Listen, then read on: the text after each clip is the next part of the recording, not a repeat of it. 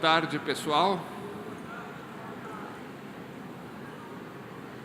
Meu nome é Antônio Martins, eu sou jornalista, editor do site Outras Palavras, e nós vamos começar agora por mais 2 horas a última mesa de debates aqui na Fundição Progresso de hoje. Essa mesa tem muito a ver com o nome Emergências, o nome do conjunto desse processo que nós estamos participando. Nós vamos discutir emergências de uma nova economia. Esse é um tema central para a construção de uma nova sociedade, porque nós vivemos numa época em que a economia é normalmente apresentada como o oposto da autonomia das sociedades humanas. A economia é apresentada como uma atividade e como um saber hermético que comanda as relações sociais e que é supostamente inacessível para o conjunto dos seres humanos. Em nome da economia, na Europa, por exemplo, se está destruindo hoje uma grande conquista civilizatória que é o estado de bem-estar social, em nome de uma suposta necessidade de ajustar a economia.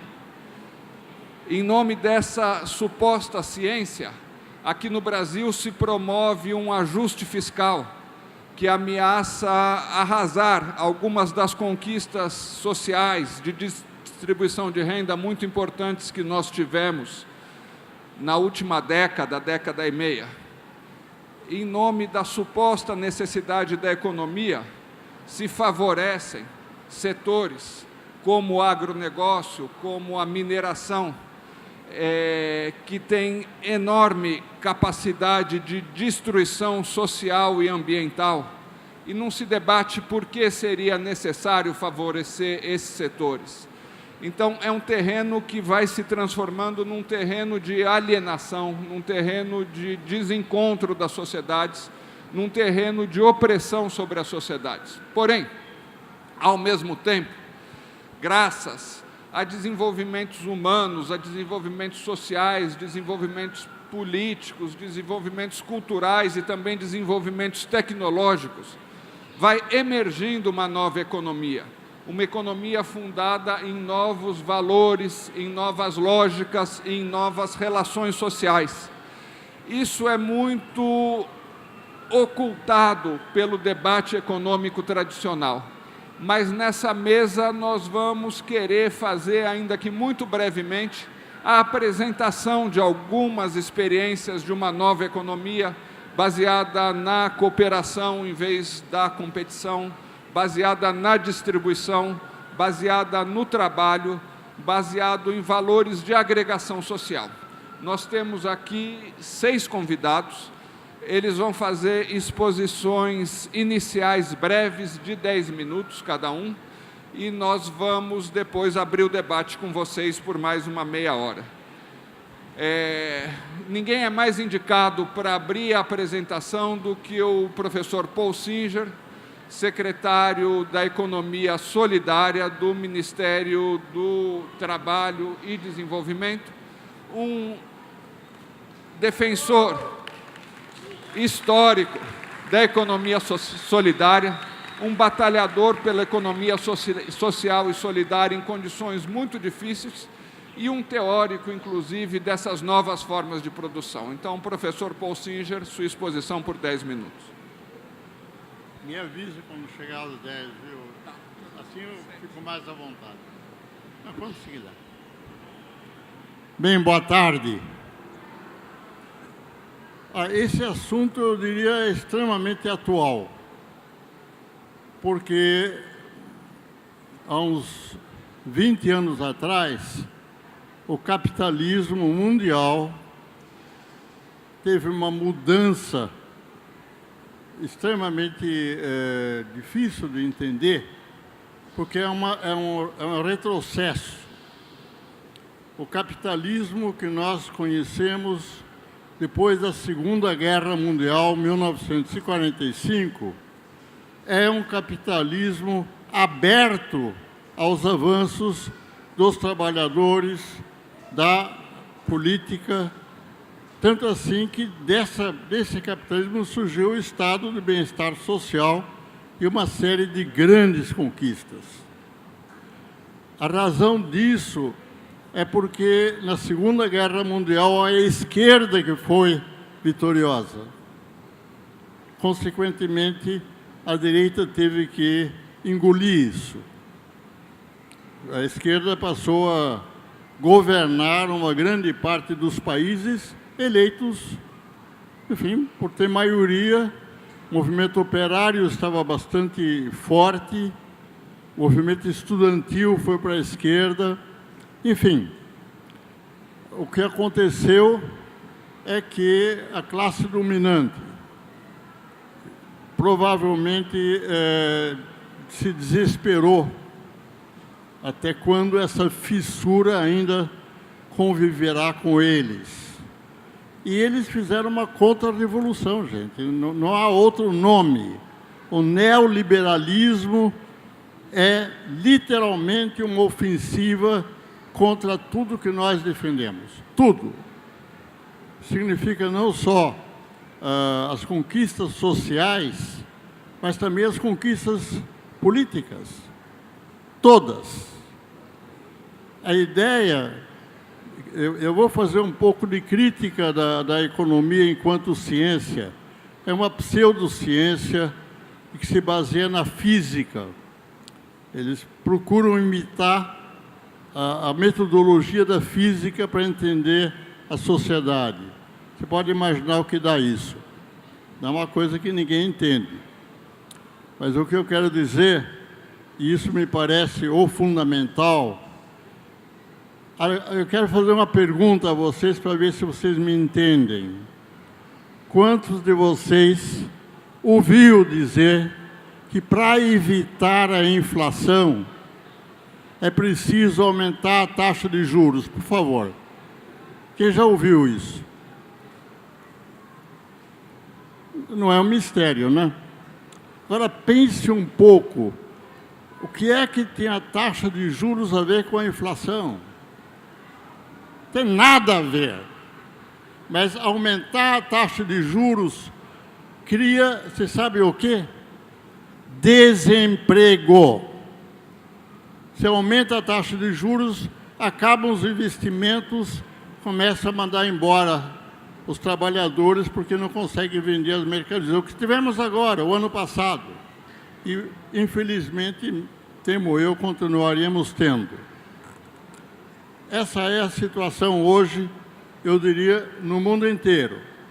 Agora, na América Latina, é só olhar para a Argentina, a direita se fortaleceu. Que direita é essa? É a direita que gera desemprego para encurralar o movimento operário. Isso é uma experiência que todos nós tivemos, eu não estou revelando, acho que nenhum segredo.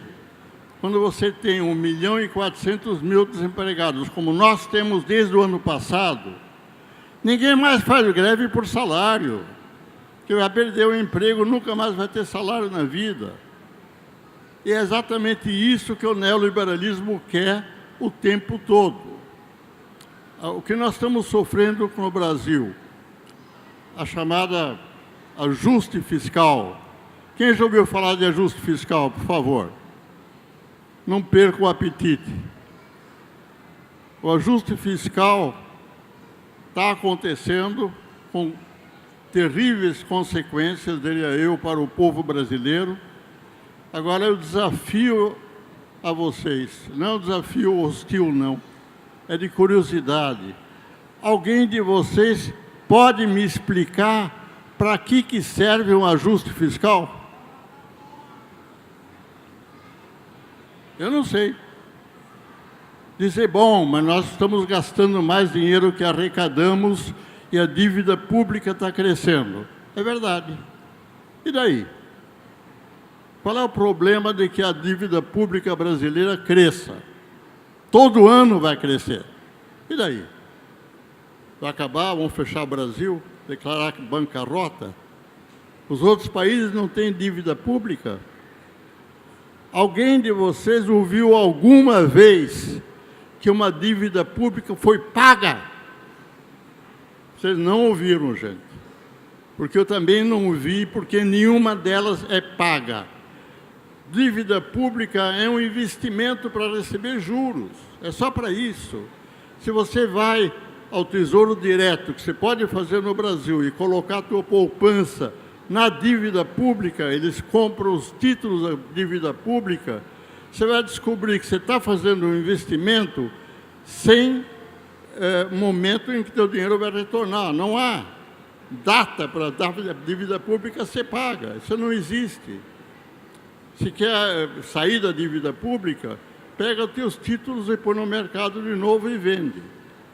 Está claro o que eu estou querendo explicar? Esta é a situação hoje na Grécia, na Espanha, em uma grande parte da Europa, uma grande parte da América do Norte, uma grande parte da América do Sul, praticamente no mundo inteiro. O Brasil era uma exceção. Infelizmente, deixou de ser. Nós estamos fazendo a política neoliberal sem perceber e muito menos receber qualquer explicação. Estou falando por mim, ansioso de que a presidenta ou o ministro Levi ou alguém outro vá à televisão e explique por que é tão importante ter superávit primário. Porque agora os bancos vão ficar contra nós? E daí? Imagine que os bancos internacionais vão deixar de financiar o Brasil. Pergunto a vocês, qual é a tragédia? Nós não precisamos do capital estrangeiro, nunca precisamos e não vamos continuar precisando. De modo que este é o nosso pano de fundo. Nós estamos realmente sendo trucidados economicamente, não mais do que isso, politicamente não, mas sendo trucidados por um neoliberalismo gratuito, cuja única característica é ser contra a classe trabalhadora. O neoliberalismo não tem nenhuma base científica. Se você quiser estabilizar a inflação, sim, senhor, joga os trabalhadores no desemprego, a inflação cai. Ah, que bom! Bom, nada. Sem inflação não há crescimento, minha gente. O que causa a inflação é o próprio crescimento e o desenvolvimento. A grande inflação começou na época do Juscelino, gente. Juscelino mudou o Brasil, fez 50 anos de desenvolvimento em 5. Além de Brasília, muito mais coisas. De modo que é uma ilusão dizer de que nós não queremos inflação. A inflação meramente é que os vendedores têm chance de aumentar os preços, aumentam mesmo. Como é que você faz com que eles não aumentem? Criar uma situação em que ninguém compra. Nós estamos falando de fissuras. Óbvio, a economia solidária é uma fissura, é uma alternativa. E hoje é uma alternativa mundial. O que, sinceramente, me dá muita alegria e enorme espanto. Olha, eu vou contar um fato apenas, para vocês imaginarem o tamanho que é esse desafio ao capitalismo.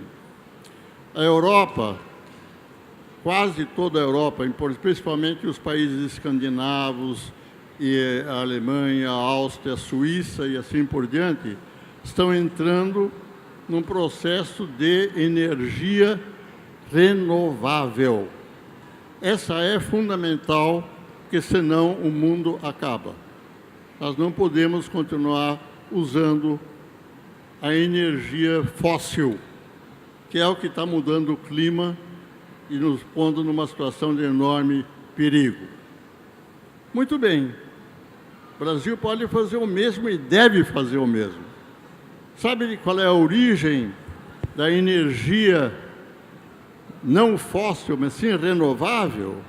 O sol! Nós estamos aprendendo a usar a energia solar. Isso não polui nada e também não afeta o clima. É importante dizer isso. Nós temos alternativas.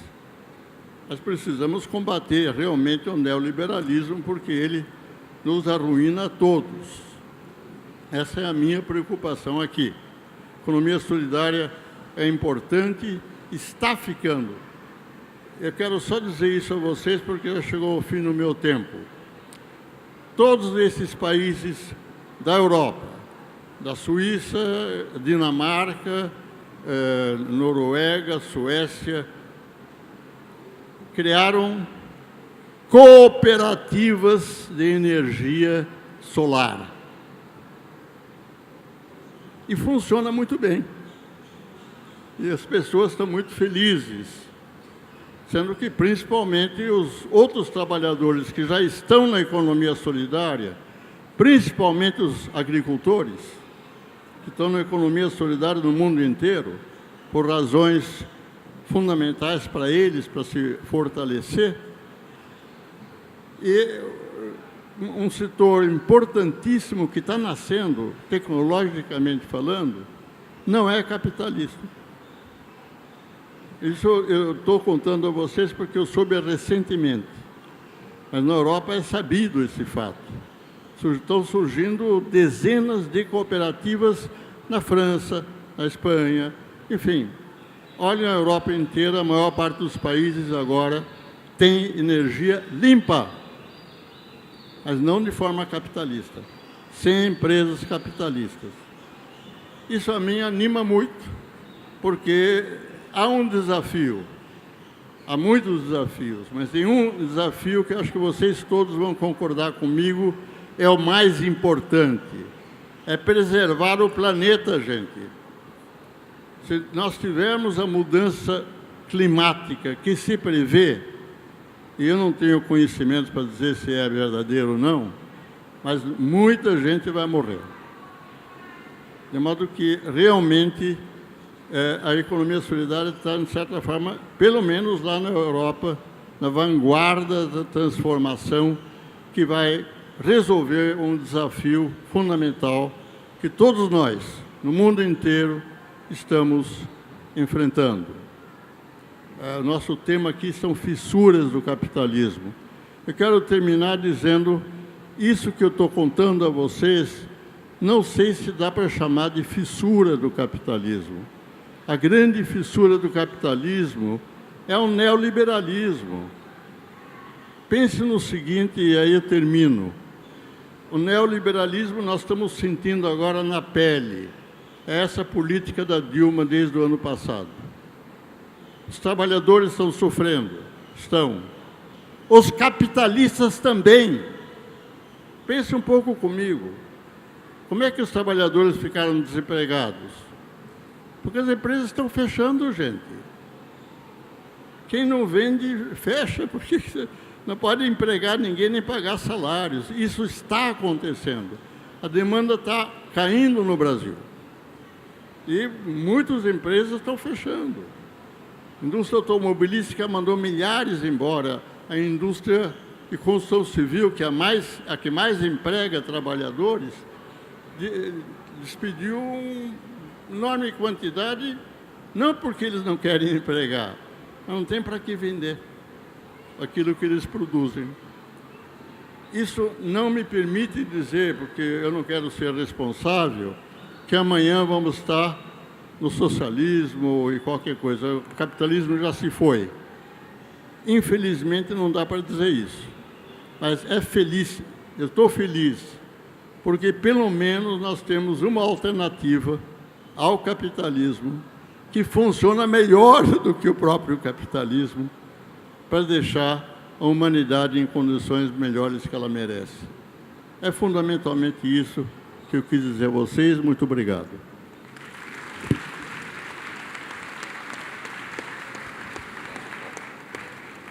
Muito obrigado, Paul Singer, pela intervenção sintética. Agora nós vamos ter um conjunto de intervenções de relato de experiências. E a primeira é a Sofia Cocagamito, coordenadora das cooperativas Copilov e Zemos 98 na Espanha.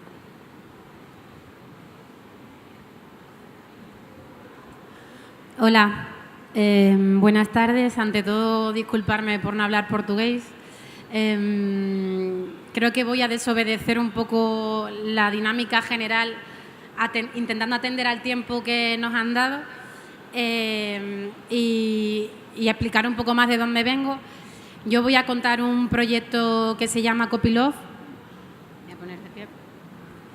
Un proyecto que está dentro del marco del colectivo en el que yo trabajo, que se llama Hacemos 98. Es un colectivo de acción cultural que está en Sevilla, en España, en el sur de Europa, y que básicamente entendemos la cultura como un espacio de experimentación, de innovación y de investigación, pero siempre ligado a procesos de participación política colectiva y con la ética de la cultura libre atravesando un poco nuestro ADN de trabajo.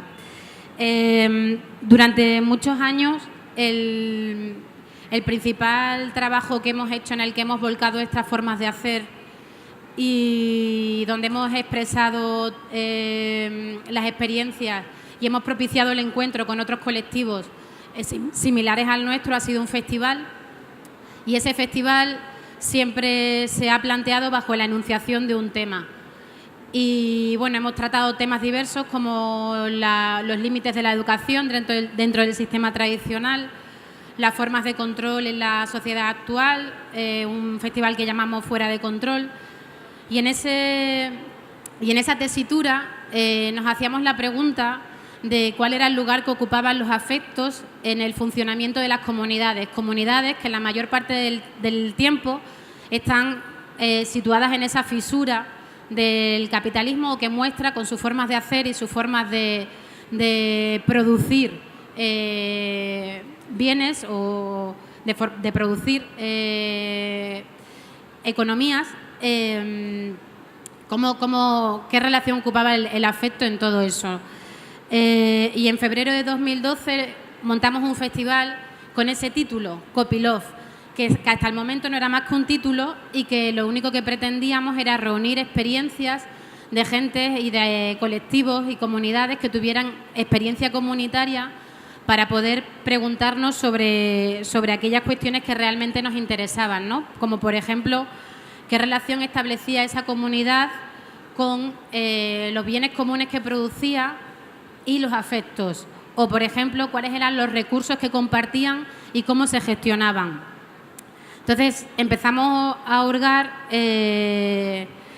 intentando responder a la pregunta de cómo podríamos vivir de forma sostenible sin morir en el intento. Bajo esta idea un poco de qué significaba poner la vida en el centro. Por otra parte, asumíamos que los afectos no era un conjunto de emociones que pululaban por el aire, sino más bien eran una serie de afecciones que recibíamos, pero que también producíamos y que, por tanto, podían ser voluntarias, pero también recibirlas de forma involuntaria. Así que, bueno, nos juntamos con colectivos feministas, con cooperativas de producción digital, con espacios que trabajaban que producían espacios de autonomía. Y respondiendo un poco a estas preguntas fuimos sumando experiencias que eran heterogéneas, buscando un punto de conexión, atendiendo a las singularidades, ¿no? Repetimos mucho estos encuentros, no fue solamente uno, fueron alrededor de 6 y lo llamamos residencia, fueron encuentros que estaban bajo este término de residencia porque queríamos vivir intensamente durante una serie de días para poner en común cuáles eran estas prácticas y modos de hacer que generaban esta otra forma de relacionarnos, ¿no? Y además también la llamábamos residencia porque era un pretexto para habitar un poco al otro, ¿no? Para aprender de otras vidas y de una manera también intentando situar un poco bien de qué hablábamos cuando hablábamos del love, del copylove, ¿no? Intentar huir también un poco de las reminiscencias del amor romántico y, bueno, intentando acudir un poco más a la esencia más de los afectos, más prepolítica de todo aquello. Y realmente lanzábamos la pregunta de copylove sin poder responder muy bien qué significaba el concepto, porque muchas veces los conceptos se lanzan no para ser respondidos, sino para interrogarnos, ¿no? Para preguntarnos y para explicar un poco mejor aquello que nos rodea. De esta manera, copylove ya recogía cosas que nos pasaban, pero que no habíamos nombrado de esta manera, ¿no? Por eso decimos que copylove nace de una serie de preocupaciones, de contradicciones, de límites que ya estaban ahí cuando nosotros nos juntamos a trabajar en estas residencias y que básicamente se resumen en las tensiones que se generan entre el capital y la vida. Algunas de estas preocupaciones en ese momento eran personales, pero otras eran colectivas. Algunos de esos límites eran compartidos y otros eran más singulares, pero estaban ahí, como os digo, antes de denunciar el copylove. Nosotros, si hay que jugar al juego de las definiciones, hemos definido copylove como una investigación situada, una investigación que podemos decir en primera persona el plural, en la que tratamos de extraer las experiencias vividas, los tipos de vínculos y relaciones que se establecen en una comunidad de agentes cuyas prácticas y modos de hacer generan bienes comunes para toda esa comunidad. Y copylove son las formas de compartir, a fin de cuentas, aquello que hace la vida vivible, la vida sostenible. Que por un lado son tareas, son recursos, pero que también son conocimientos y aprendizajes que hemos acumulado a lo largo del tiempo que hemos colaborado por un objetivo común. También nos gusta decir que copylove es un juego de palabras que entra en el debate del copyright frente al copyleft, pero que acaba por poner patas arriba todo lo que tiene que ver con el cuidado mutuo, ¿no? Entra una nueva intersección en medio, que es esto de los cuidados, los afectos, el cuidado mutuo. Porque entendemos que no hay comunidades que produzcan automáticamente, simplemente por seguir un protocolo legal, o por tener una licencia o un discurso concreto. ¿2 minutos? 3? No, al final no voy a obedecer el mandato. Decía que simplemente por tener una licencia común o un discurso concreto no se establecen vínculos comunitarios, ¿no? En ausencia de afectos, la comunidad por sí misma no tiene sentido y además es insostenible. Y en ese entender las comunidades planteábamos 3 cuestiones que consideramos imprescindibles a la hora de abordar esta cuestión de poner la vida en el centro, que es la importancia de las comunidades, a qué llamamos comunidades, qué comunidades entran dentro de esto que llamamos copylove, también la importancia de la memoria colectiva y, por último, la vida, ¿no? ¿Qué vida es la que queremos poner en el centro? Y además, si hay alguna práctica y algún pensamiento que yo creo que históricamente ha puesto resistencias al capital, ha sido la práctica y el pensamiento feminista. Copylove bebe absolutamente de ahí, de la crítica feminista a la economía liberal, que cuestiona además la supuesta naturaleza autónoma de nuestras vidas, ¿no? Desvelando que los lazos comunitarios y el conjunto de interdependencias sociales no es en realidad lo que nos mantiene vivos, cuando realmente la interdependencia es lo que nos constituye como seres que viven en comunidad socialmente. No atender a esa realidad supone dar por hecho que el cuidado debe estar sostenido fundamentalmente por el cuerpo de la mujer, ¿no? Hacer eso una cuestión natural cuando es una construcción histórica. Por eso, entonces, nos gusta también decir que hay que repensar los cuidados para subrayar que, como recuerda también Silvia Federici, a Marx se le olvidó plantear esta cuestión en el nacimiento del capitalismo, ¿no? Cuando fue realmente gracias a relegar a la mujer al cuidado del hombre y del hogar que fue posible y que históricamente se ha mantenido así. Por eso nosotros decimos que copylove es un copyleft feminista y materialista, ¿no? Porque entran estas cuestiones también en juego. Volviendo a la pregunta inicial que nos hacíamos de cómo se relacionan los bienes comunes con los afectos, pronto entendemos que no hay una relación que esté interrumpida, sino que es totalmente independiente, ¿no? Los afectos alimentan al procomún y viceversa. Poner los afectos en el centro es entender que el procomún ya parte de una comunidad. Si no hay comunidad no hay procomún, y si no hay afectos no hay comunidad.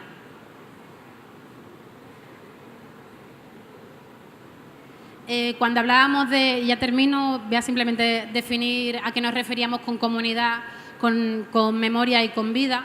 En nuestras experiencias con la residencia observamos que las comunidades con las que trabajamos, esto es una obviedad, pero bueno, a veces hay que también decirlo, no son comunidades homogéneas, no son aprehensibles, son más bien monstruosas, tienen distintas aristas, son amorfas, ¿no? Son lo que hemos llamado comunidades Godzilla. Y en su mayoría son comunidades que no representan una suma de individualidades, sino que el conjunto de la comunidad está por encima de esa suma de distintos individuos. Salto cosas. Cuando hablamos también de la memoria, entendemos que la memoria es un factor fundamental para que las comunidades puedan llevar a la acción sus objetivos. Y para eso decimos que a veces hay que huir del relato fundacional y el relato oficial que se construye en las comunidades, ¿no? A veces este relato está atado a fetiches o a ese relato oficial que deja fuera la riqueza al final del conjunto de memorias que al final consolidan una experiencia colectiva. Por eso, Copilot nos ha enseñado que tanto hay que crear un código común que nos permita llevar a la acción los objetivos de nuestras comunidades, como también hackear ese código común aprendido que puede ser la memoria. Y por último, la vida.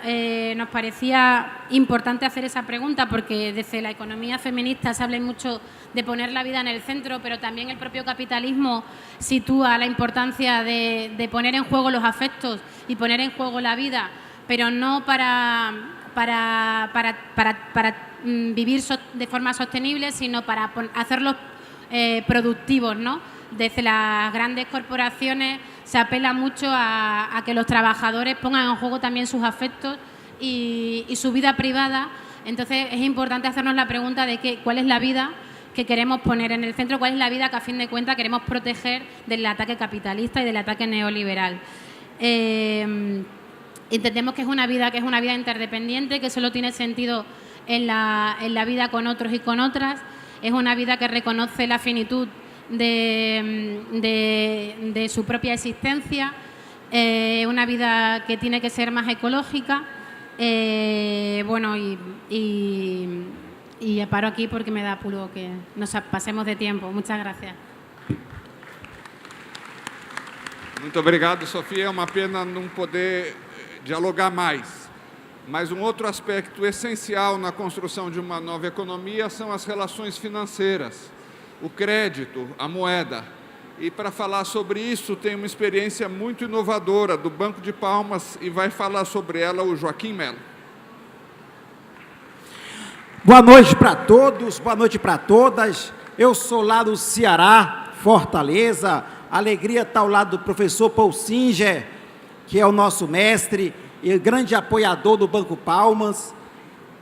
Também fazer aqui no começo, eu sei que é só 10 minutos para tudo, eu não posso fazer muita saudação, mas como nordestino aqui no sul, da periferia de Fortaleza, eu sou do Conjunto Palmeira, que é um bairro da periferia de Fortaleza, fazer aqui minha saudação para toda a periferia do Nordeste, para a periferia do Rio, para toda a periferia do Brasil, que está aqui no Emergência, mostrando sua presença. O tema deste nossa mesa é as fissuras no capital. O que eu vou falar para vocês agora é como é que uma comunidade muito pobre economicamente, lá na periferia do Nordeste, faz com que o capital não só aproveita a fissura do capital, mas quando o capital ataca, ela cria fissuras pela sua resistência e a partir daí começa a desenvolver vida, a desenvolver o protagonismo da comunidade. Vou muito rapidamente usar o PowerPoint, porque mostra as imagens. Você pode ir na velocidade do seu dedo. O seu dedo é pronto. Nós éramos pescadores, morávamos em 73 na beira da praia, lá nos... Pode ir, meu filho, eu falando e você apertando o dedo. E a prefeitura, o prefeito Vicente Fialho, que o diabo já levou, nos levou aqui para o final de Fortaleza. Pode, meu filho. Numa grande vala. Foi a primeira ataque que o capital fez contra nós. Nós éramos pescadores, a especulação imobiliária nos expulsou para uma periferia. Pode ir na velocidade do seu dedo. Vá. Não tinha absolutamente nada, nem água, nem saneamento, nem nada. Era uma verdadeira favela provocada pela violência da especulação imobiliária do Ceará. A primeira fissura no capital... Calma, agora vai devagarzinho também, que não, volta. A primeira fissura do capital foi a organização popular. A gente se organizou contra aquela tragédia urbana, fizemos mutirões comunitários e tudo que se vê no Palmeiras, tudo foi construído pelos moradores. Construímos em mutirão, água, luz, as escolas, as creches, as casas, numa verdadeira, segura um pouquinho, revolução popular de resistência das comunidades à violência da especulação imobiliária. Aquela faixa fala muito para nós. A comunidade do Conjunto Palmeira, volta para a faixa, filho. A comunidade do Conjunto Palmeira conquistou, construiu e inaugura sua praça, para trazer esse sentimento de resistência, de memória, de identidade com o local. O capital é fissurado. A gente cria fissura quando a gente cria essa resistência, que não é assim. Outro mundo é possível, outra sociedade, outro modelo é possível. Aí o capital atacou novamente. Quando a favela se urbanizou, que já tinha água, luz, escolas, creches, a especulação imobiliária chegou dentro da favela e começou a expulsar os moradores para favelas mais distantes. Isso é muito comum em favela que se urbaniza. Foi aí que a resistência da comunidade criou uma nova fissura. E nós criamos, pode passar, filho, segura aí, para que o povo pudesse continuar trabalhando, tendo renda na comunidade. Nós criamos o primeiro banco comunitário do Brasil, o Banco Palmas, que é o único banco que o Che Guevara está ali e abençoa na humanidade. Olha, meu povo, isso foi importante. E qual é a filosofia desse banco, nesses poucos minutos que nos resta? É um princípio. Nós desenvolvemos a comunidade quando organizamos localmente uma rede de prosumatores. O que é isso? Um produz e consome do outro. A gente é pobre, não é porque a gente não tem dinheiro, é porque a gente perde o nosso dinheiro comprando em grandes empresas, em grandes cartéis, em grandes empresas fora do bairro. Então, o Banco Comunitário estimula a criação de empresa local e dá crédito para as pessoas comprarem a essas empresas ou cooperativas ou empreendimentos do próprio bairro. E aí nós criamos a nossa moeda própria. E quando eu empresto com a moeda do bairro, a pessoa só pode comprar no bairro, porque só aceita ali. Heloísa Primavera, que aqui está, foi a grande madrinha nossa, inspiradora desta ideia. E nós criamos a moeda Palmas, pode passar, filho. E as pessoas começaram a comprar com sua própria moeda, começaram a comprar no seu próprio bairro, fazendo o dinheiro circular aí na comunidade, gerando trabalho, gerando renda. E assim se foi, e o bairro começou a se desenvolver, e o Satanás apareceu de novo. O capital resolveu atacar. Solta, filho. O Banco Central do Brasil chegou, o capeta chegou novamente, vai, e tentou fechar o Banco Palmas. É importante que se diga, por 5 anos, o Banco Central do Brasil, de 2003 a 2006, mandou prender, mandou acabar e mandou prender todos os líderes dos bancos comunitários, do Banco Palmas. E a resistência daquela pequena associação de moradores, pela valentia do seu povo, nós fomos à justiça, ganhamos todas as questões na justiça do Banco Central. Em 2010, criando a grande fissura no capital, o Banco Central, em uma nota pública, pede desculpa ao Banco Palmas e reconhece que as moedas sociais ajudam o Brasil a superar a pobreza, ajudam a inclusão financeira e bancária desse país. Mais uma conquista do povo. Então, quando o Banco Central resolveu nos perseguir, nós alopramos, com a ajuda do Singer. Pode soltar tudo, filho. Buf, buf, buf, buf, buf, buf, buf, buf, vai. nós criamos 110 bancos comunitários do Brasil, em 20 estados da federação, que hoje mobiliza mais de 600 mil associados. Criando mais uma vez uma fissura no capital, mostrando que é possível um outro modelo de banco, um outro modelo de moeda, um outro tipo de organização de sistema financeiro. Ora, semana passada, esses 110 bancos comunitários se juntaram, mais as universidades, mais os institutos de apoio, e nós criamos o Banco Nacional das Comunidades, para ser uma alternativa real ao sistema financeiro. Não é para acabar com o banco nenhum, é complementar, mas é uma alternativa. Então, hoje, o Banco Nacional é uma realidade e contempla. E aí nós criamos várias coisas no Palmeiras. O Palmas Microseguro, que é um seguro de vida mais barato do mundo, morreu, se enterra no caixão do bairro. Pode soltar, filho, solte. Vá.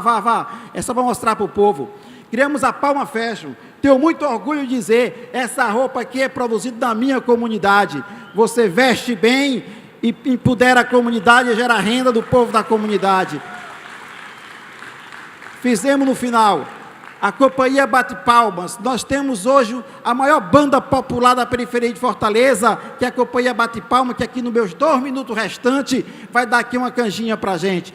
Feira de comercialização, pode soltar. Enfim, nós fomos construindo e o capital atacou novamente. O capeta é infernal. Nós sofremos um grande assalto no Palmeiras e o assaltante é vítima da sociedade. Pegaram lá, levaram o dinheiro todo e nós resolvemos investir em ciência e tecnologia. Vai aí. Nós criamos, solta, pode soltar, filho, a Palmas Lab. Hoje nós temos um laboratório de inovação e tecnologia de ponta, com jovens da comunidade, criando software, aplicativo, software livre, tudo de bom criado na comunidade. E aí veio, só para trás um pouquinho, para falar das bumbucas, que já é umas, para trás, velho. Isso, aí são os jovens da Palmas Lab, o diabo endoidou, bota o dedo para frente, pronto. São os jovens da comunidade da Palmas Lab, criando essas tecnologias de inovação. Uma das tecnologias, solta, é o cartão moeda eletrônica. Hoje não pega mais em dinheiro, lá em Maricá você compra, o POS é da própria comunidade, o cartão é da própria comunidade, e um compra com cartão de crédito da própria comunidade, fabricado pela própria comunidade. Vai. Olha a alegria da fissura do capital. Nós estamos construindo e vai inaugurar antes do Natal. Está ali o Azier, que é o nosso coordenador de tecnologia. A Palmas Net é internet de graça para todo mundo do bairro, porque acesso à internet é um direito humano. E que se dane as operadoras, que se dane. E ela é sustentável. Vai sustentar com patrocínio de comerciante, vários tipos de comunicação e tudo mais. Pode soltar. E, finalmente, para terminar, nós criamos o E-Dinheiro. Não vou ter tempo de explorar. O E-Dinheiro é uma plataforma, é um aplicativo de celular.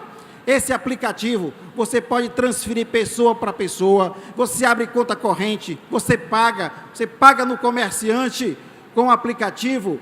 Quando os outros bandeiras de cartão recebem, que você paga com o seu cartão de crédito, é 3, 5, 10%.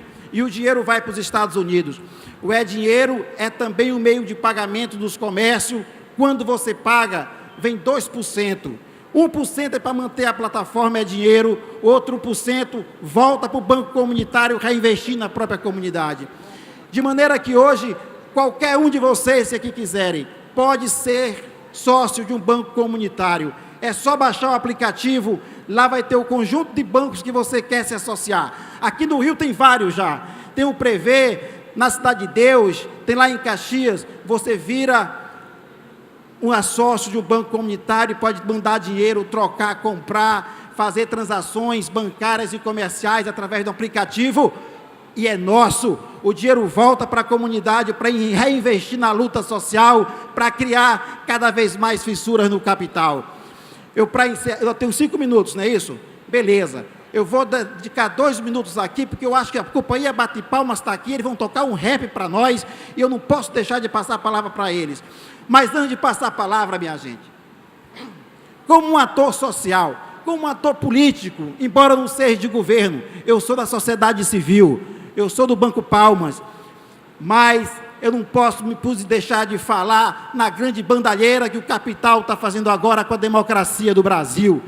Eu acho que é reafirmar mais uma vez, o Cunha vai embora, vai ficar a democracia, vai ficar Dilma, que não vai ter impeachment.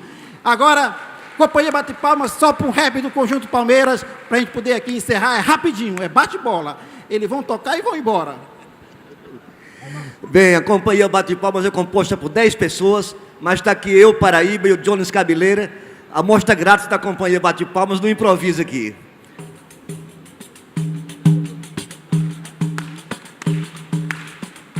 Raps e repentes eu também quero cantar, quero viver com arte e semear justiça, não sou de parar na pista, quero amor e quero amar. Quando eu disser meia-noite, você diz que é meio-dia, no beco o cachorro late, no telhado o gato mia. Quando eu disser aldeota, você diz periferia. Oxente, misturar rap e repente, é a nova cantoria. Tocando uma ideia, eu mais 3 parceiros, parados na esquina, no maior sossego, carro com farol alto, chega na fissura, puta que pariu, é uma viatura, parou na nossa frente, desce a 3 PM, eu não devo nada, mas minhas pernas tremem, parceiro do meu lado, também já estão com medo, tem um que já não cabe um cabelo, no puro desespero, foi a abordagem, no olho dos gambé, eu vi a maldade. Eu vou que vou nessa levada de primeira, saio da periferia, me embrenho na capoeira, traga história dos lugares, traga a luta de Palmares para o Conjunto Palmeira. Virgem Maria, salve a cantoria guerreira, Virgem Maria, salve a cantoria guerreira, Virgem Maria, salve a cantoria guerreira, Virgem Maria, salve a cantoria guerreira. Pra ser negro de verdade, tem que ter atitude, pra erguer a cabeça e assumir a negritude. Da juventude que nega a pele escura, eu deixo o meu recado, vamos deixar de frescura. Eu tenho uma pele escura e o cabelo duro, mas não sinto vergonha, eu sinto orgulho de pertencer a uma raça forte e valente, que luta com bravura para fugir das correntes. Essa minha gente chamada de povo negro, 70% do povo brasileiro.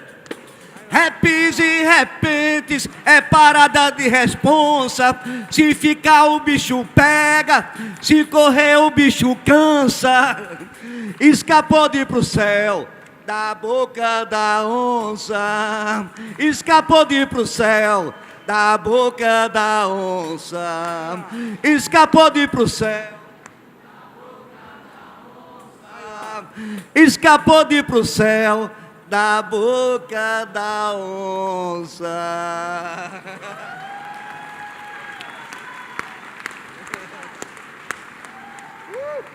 Muito obrigado, Joaquim, por uma exposição tão concreta e ao pessoal que nos mostra que realmente outro sistema financeiro é possível.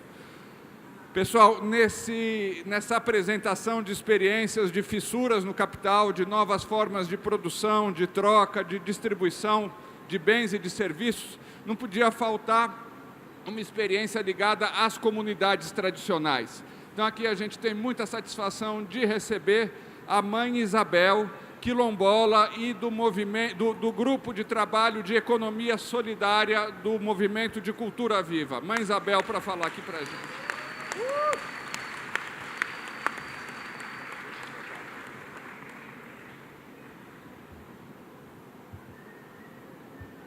Professor, tudo bem? Ótimo.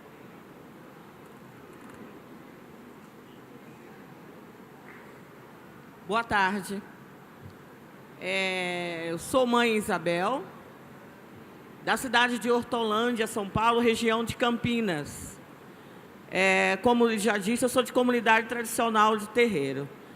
Quando eu recebi a ligação do MINC, da STDC, me convidando para fazer parte dessa mesa, Fissuras no Capital, com tanto trabalho que eu tinha lá, produção do grupo que eu coordeno, criação, etc. e tal, e eu fiquei me perguntando o que eu vou falar de fissuras. Porque fissuras que eu conheço, que eu li no livro, são fissuras de porco, né? que a gente faz o sarapatel, e outros tipos de fissuras que não dá nem para falar aqui.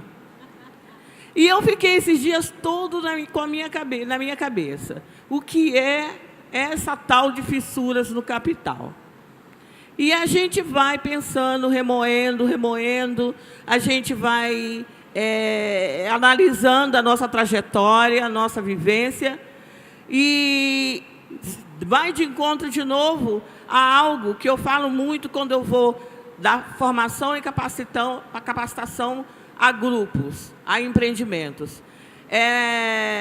Palavras difíceis e, às vezes, desconhecidas do nosso cotidiano e que, na prática, é o que a gente acaba fazendo. Bom, ao vir para cá, eu já tinha certo para mim o que é que eu poderia falar sobre fissuras, dizer sobre fissuras no capital. Então, a minha trajetória na economia solidária já tem 12 anos. Sou do Fórum Estadual Paulista de Economia Solidária, da Rede de Formadores de Economia Solidária. Desde 2010, o meu espaço lá do terreiro, onde a gente faz as atividades, se tornou ponto de cultura. Porque sempre fizemos, a nossa produção sempre teve o conceito cultural, tradicional, porque somos comunidade de terreiro. E aí, ao se tornar ponto de cultura, a gente se aproximou do movimento de cultura. Então, hoje, eu estou na Comissão Nacional dos Pontos de Cultura, representando o GT de Economia Solidária. Quando eu fui para o fórum em Fortaleza, e que tinha lá as candidaturas para fazer parte dos GTs, todo mundo achava que eu ia optar de ficar no GT de matriz africana, por eu ser de matriz africana. E eu optei de ficar no GT de Economia Solidária. Por quê? Porque o GT de Economia Solidária é a economia solidária, dá embasamento, dá acúmulo para mim falar das fissuras. Ela é transversal. A economia solidária perpassa por várias questões tocante à minha comunidade, tocante ao meu terreiro. Então, com a economia solidária é possível discutir gênero, é possível discutir igualdade racial, é possível eu discutir intolerância religiosa, inclusão social, justiça social. Então, eu entendi que essa era a minha praia, né? Já estava lá há 10 anos na economia solidária, então esse seria a minha praia. Eu coordeno, sou técnica de profissão de estilismo, temos uma grife que a gente produz, e tem uma outra unidade de negócio que trabalha com a comida baiana, onde o acarajé é o carro-chefe. E aí, há uns 5 anos, 4 anos, tenho sido muito convidada, tanto pelo movimento de cultura, como pelas incubadoras, como pelo movimento de economia solidária, a fazer capacitação. E aí, sobre o viés de desenvolvimento de produto, gestão produtiva, criação, processo criativo, identidade da sua produção. Então, com isso, eu tenho passado por vários tipos de grupos de empreendimento. Empreendimentos de cultura cigana, indígena, empreendimento ribeirinhos, caiçaras, empreendimentos de jovens, empreendimentos somente de mulheres. O ano passado, eu entrei num projeto em parceria com a FUNAP, a Fundação de Assistência aos Presídios, para dar formação de economia solidária nos presídios femininos, no estado de São Paulo. Eu estive em 12 presídios e a formação era economia solidária. Então, o que dizer dessa fissura? Como é esse caminho? Esse meu caminho me mostrou várias economias, várias formas. A forma que eu produzo, a forma que eu comercializo, não é a mesma forma que o indígena produz, que o indígena comercializa. Eu tenho uma grife no centro urbano, eu tenho um monte de maquinários à minha disposição para minha produção. E aí eu fui dar, há 6 meses atrás, uma formação, uma capacitação para um grupo de mulheres caiçaras no Vale do Ribeira, em São Paulo, na Enseada da Baleia, que produzem com máquinas de pedal. A comunidade não tem energia elétrica.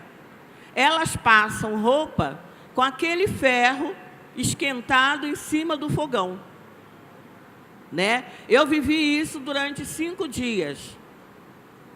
E assim, eu estava lá com um pedido delas de fazer elas se desenvolverem, aumentar o rendimento, aumentar a renda dela. 9 mulheres. E essas ferramentas que eu desconhecia, essas ferramentas que eu não lido. Então, foi uma experiência muito gratificante, muito boa.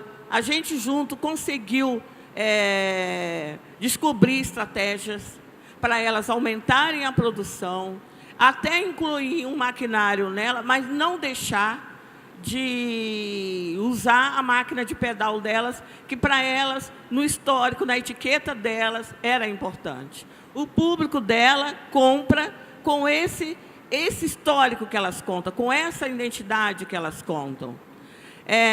Na semana passada, havia uma mostra em São Paulo da Rede Feminista, e esse grupo faz parte da Rede Feminista.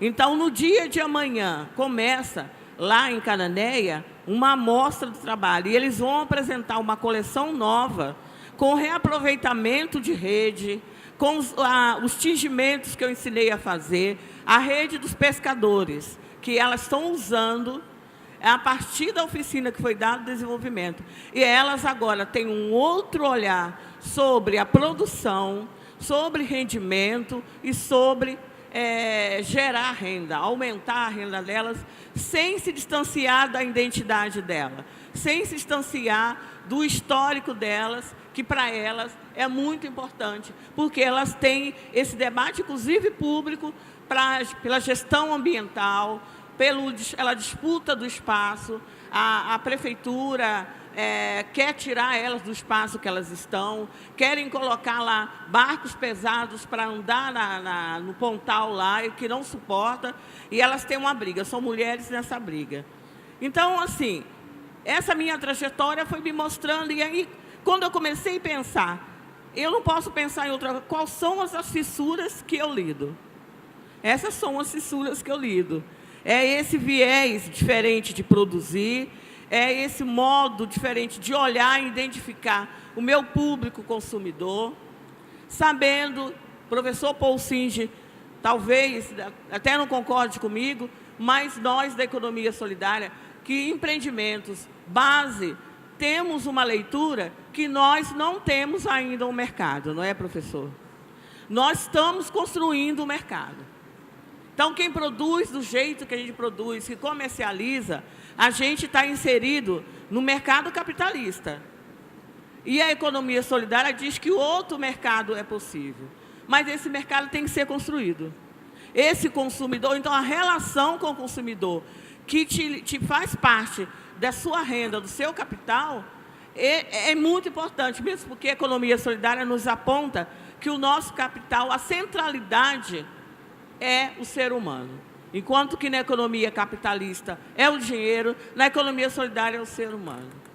Então, assim, formas de comercializar, trocas, escâmbios, isso é uma prática muito pertinente, e que a gente está inserido num mundo que ainda não nos dá fomento, não nos dá base para fazer isso.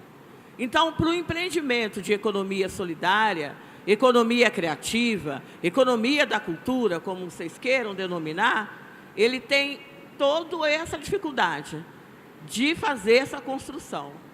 E, assim, eu lido muito com isso, muito mesmo, com descobrir estratégias para a gente se manter dentro desse mercado dinâmico, ainda mais para quem produz moda. O mercado de moda é muito competitivo, muito ingrato, muito consumista. Então, como é nos colocar dentro desse mercado, vendendo uma moda sustentável, uma moda que tenha identidade, uma moda... Assim, eu costumo dizer que eu não vendo produtos, eu não vendo roupas. Eu sou uma estilista que eu vendo ideias. O meu produto traduz ideias, traduz conceitos, conta uma história. A história do negro, a história da comunidade tradicional de terreiro, a história da contribuição dos escravos que deixaram para nós, estilistas e criadores, para o mundo da moda, a história do turbante que saiu de dentro do terreiro e que está circulando na rua, às vezes sem o conceito entendido por quem está usando. Então, é essa história. E dentro do programa Cultura Viva, a gente tem agora uma luta que é programas de fomento a esses grupos que estão produzindo com esse olhar criativo e olhar econômico solidário.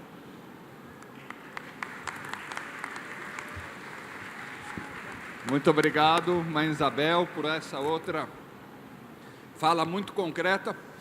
Acho que tem um tema importante que a gente tentar entender as relações dessa nova economia que emerge com lógicas talvez não capitalistas, com a luta dos trabalhadores, que marcou a resistência à velha forma de opressão do capital, a luta dos operários principalmente. Então, para falar sobre isso, está aqui o Oscar Andrade, uruguaio, do Movimento Operário do Uruguai e hoje deputado uruguaio. Gracias.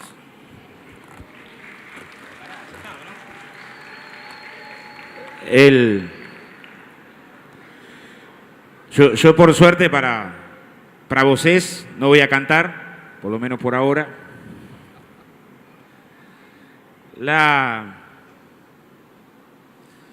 Hace 25 años estaba complicado plantearnos la alternativa al capitalismo.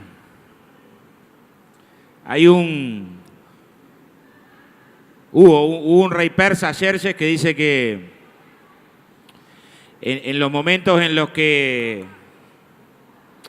había inundaciones, mandaba a los mejores guerreros a darle cadenazos al agua. Y hace un cuarto de siglo, más o menos, en medio de la derrota, de la implosión de la experiencia del llamado socialismo real, el capitalismo se presentó como un fenómeno natural, como la inundación esa. Y por lo tanto, el plantearse alternativas al capitalismo no parecía ser una especie de fósil parlante. Hoy, 25 años después, más o menos, de esa influencia en el campo del pensamiento, del pensamiento único, del capitalismo como etapa terminal de las formas de organizaciones políticas concretas de la humanidad, ni el más esmerado abogado, ni el más fanático representante de las ideas de esta actual formación económica puede desconocer el tamaño de la crisis. O sea, hay una gigantesca influencia ideológica para que no nos permita muchas veces pensar en las alternativas, pero es de tal magnitud la crisis actual, tan integral, que pudiéramos sostener que estamos al borde de una crisis civilizatoria del sistema económico-social. Yo, porque son pocos minutos, voy a colocar algunas cosas nomás. La UNICEF, el Programa de Naciones Unidas para la Infancia, organización que no tiene ninguna pretensión revolucionaria, informaba el año pasado que cada día mueren 19.000 niños y 1/3 de estos niños muere de hambre. El resto de enfermedades curables. Cada día. Es cierto que no tenemos la imagen de cada uno de los 19.000. No está la foto como la del niño sirio refugiado en la playa. Un segundo ejemplo, la OIT tendríamos que todos hablar devagar. Me compensa con unos minutos. Estamos haciendo a troca, eu falo divagado, él me compensa minutos. La OIT, la Organización Internacional del Trabajo, el año pasado, en realidad todos los años informa cuántos millones de esclavos hay en el mundo. Y tenemos en torno de 20 millones de esclavos. O sea, estamos en el siglo XXI, en medio de una revolución científica o tecnológica gigantesca, con el conocimiento derivando en fuerza productiva y revolucionando todo, y simultáneamente sabemos que tenemos 20 millones de esclavos. Muchos de estos esclavos son niños y esclavos. Y teniendo con gigantesco cambio tecnológico la posibilidad de alimentar a 12.000 millones de seres humanos, tenemos 1.000 millones que pasan hambre, 900 millones, 1.000. 50 millones en América Latina, que tiene un excedente de alimentario enorme.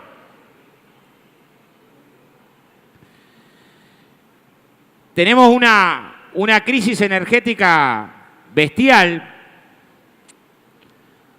una crisis económica, financiera bestial y una crisis humanitaria. Segunda reflexión.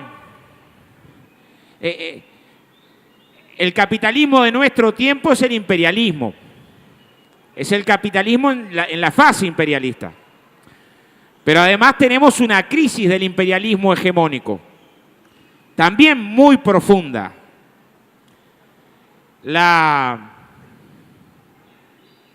En diversos planos.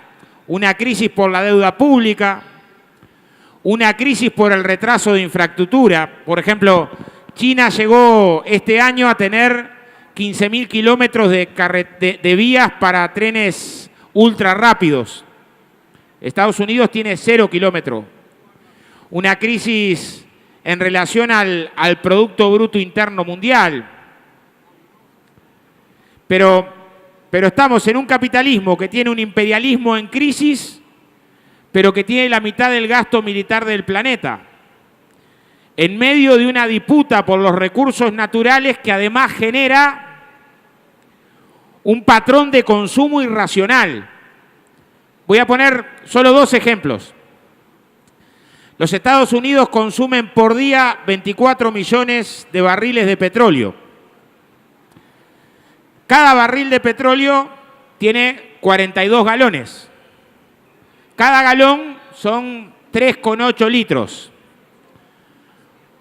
O sea, el patrón de consumo de combustible norteamericano es de 11 litros por persona por día de combustible. Promedio. Hablar de los promedios en el capitalismo es siempre complejo, pero si este fuera el patrón de consumo de los 7.000 millones de seres humanos, ¿hay alguna posibilidad material de sustentabilidad de los recursos naturales para sostener este patrón de consumo? 0. ¿Qué pasaría en el planeta si cada habitante de la India consumiera lo que consume de papel cada habitante de Norteamérica? El habitante de la India consume 54 veces menos papel. O los 500 kilos de cobre por norteamericano. ¿Qué quiero decir? Es que tenemos que ser capaces de construir una perspectiva global alternativa a este modelo de sociedad. Y los datos, todos estos datos, los datos de la dependencia, los datos de la marginación, los datos respecto al trabajo, la OIT también nos informa que hay 1.100 millones de trabajadores en el mundo, unos 700 millones que por día reciben una paga menor a $2 diarios y otros 400 y pico de millones que no llegan a $4 diarios. El problema es que tenemos una enorme contradicción entre los datos objetivos, materiales, que tendrían que poner en la agenda, arriba de la mesa, la necesidad de la emancipación, de un nuevo proyecto de emancipación, un nuevo proyecto civilizatorio, y los aspectos ideológicos, porque la influencia ideológica del neoliberalismo y del posmodernismo, yo pongo un ejemplo de Uruguay. En Uruguay somos el país de la carne. Tenemos casi 5 vacas por habitante. Somos el país del medio de la costilla. Ahora estamos inundados de McDonald's, que vende carne picada. O sea, la influencia ideológica es muy fuerte en términos de plantearnos el objetivo del modo de vida americano.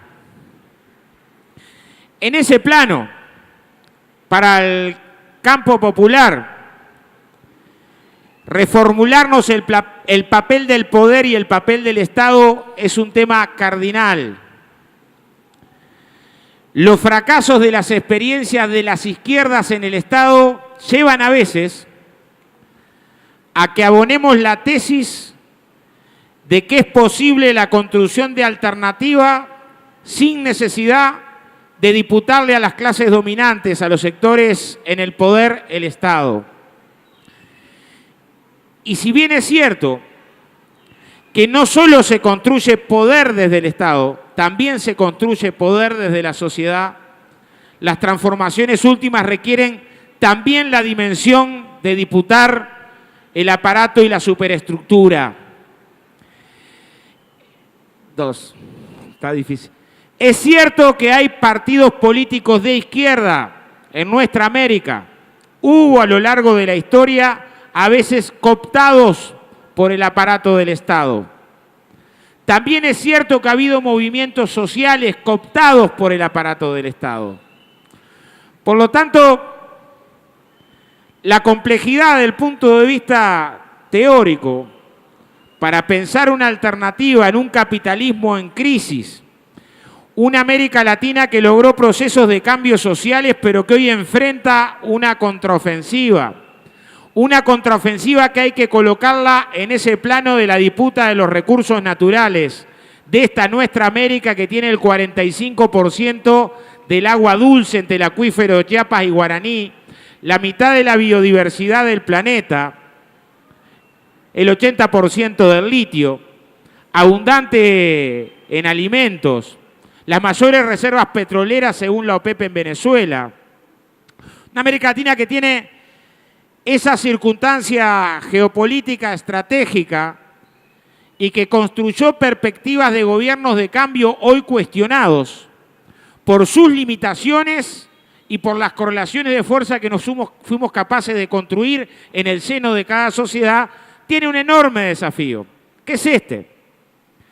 ¿Cómo le suma la agenda de clase, esto es a la relación capital-trabajo, y cómo le suma la agenda de la liberación, esto es las relaciones de romper con la dependencia, que es un proceso material, todo un plano de subjetividad del cambio, cultural, de conciencia, de solidaridad, que es tan importante como el primero?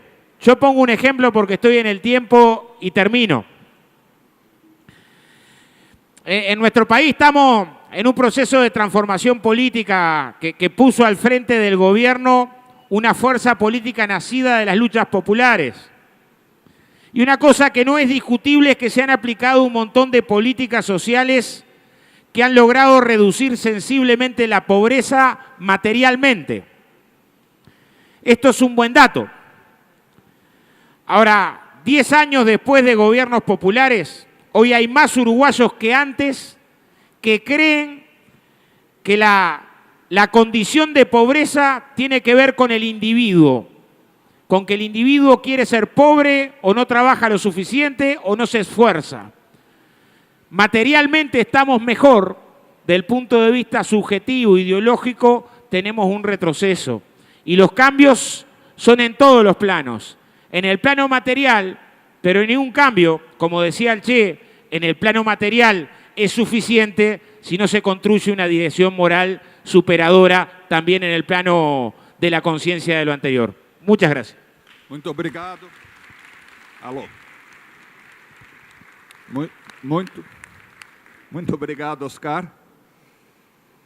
Nosso penúltimo expositor vai falar um pouco de alguma coisa que tem muito a ver com muitos de nós aqui, que é como construir modos de produção, de distribuição alternativos no terreno da cultura e da produção cultural. É o Davi Gomes, do Traficantes de Sonhos, da Espanha.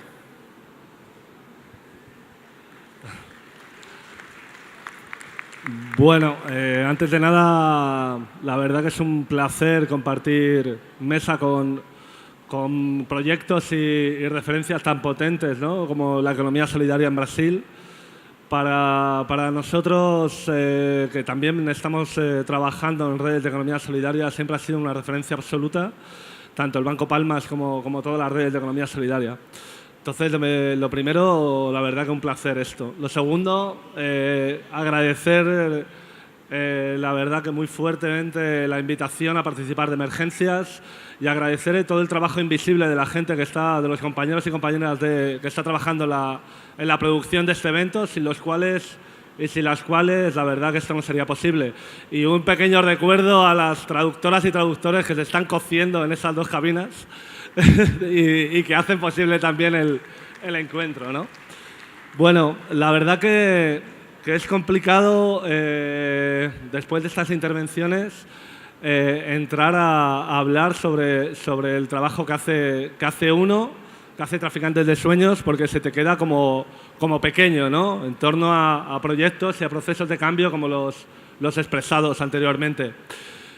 Para que no lo conozca, imagino que será la mayoría, Traficantes de Sueños sale como, bueno, se puede configurar o caracterizar como un colectivo de militantes políticos que hace ya 20 años, en esa travesía del desierto que fueron los años 90, que hablaba el compañero, esa travesía del desierto que nos empezó a golpear con la contrarrevolución, en la que nos empezó a golpear la contrarrevolución neoliberal, nos dimos cuenta que desde nuestras militancias en colectivos juveniles, podríamos decir de extrema izquierda, nos enfrentábamos a problemas graves a la hora de localizar y atacar el enemigo que teníamos enfrente.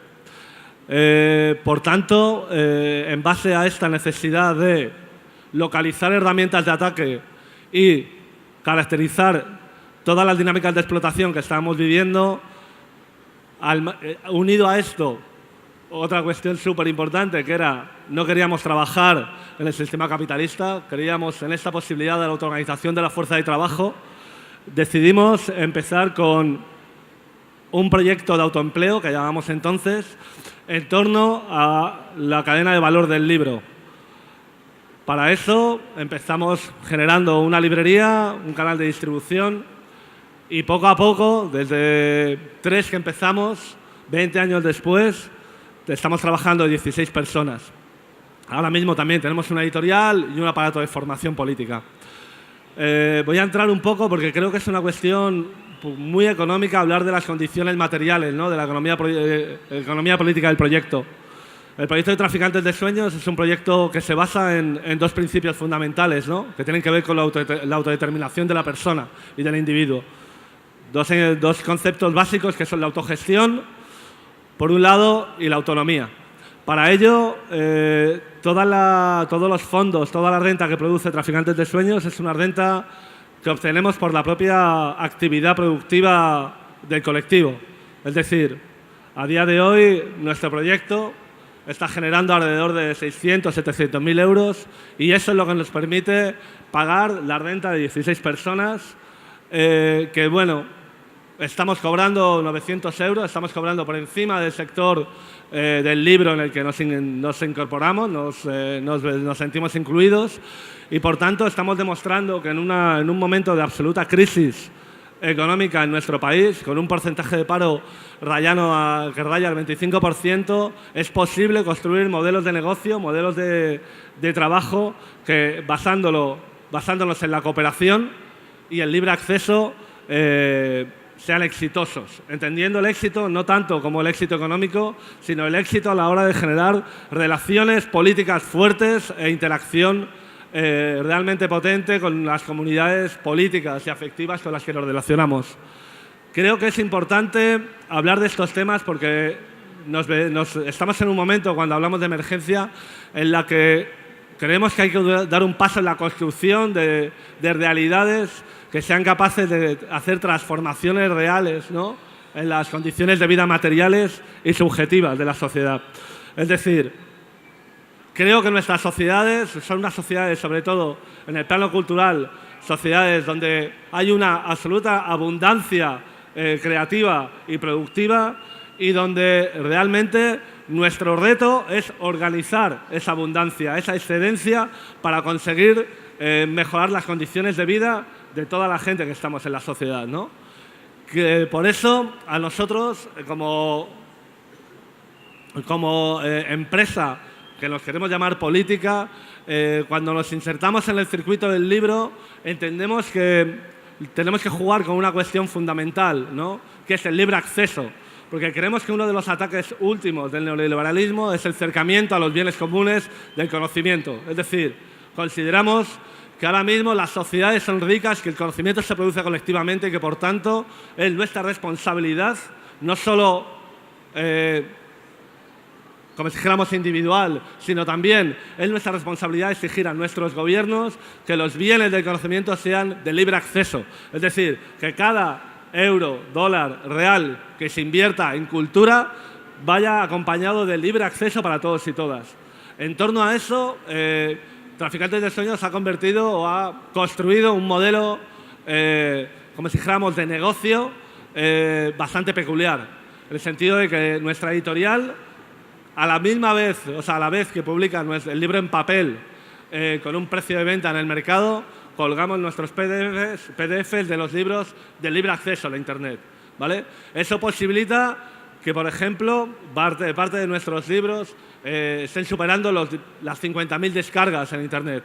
Obviamente eso no significa que se lean, pero sí que al menos posibilitas el libre acceso a los mismos, aprovechando la capacidad de penetración que tiene el español, ¿no?, el castellano.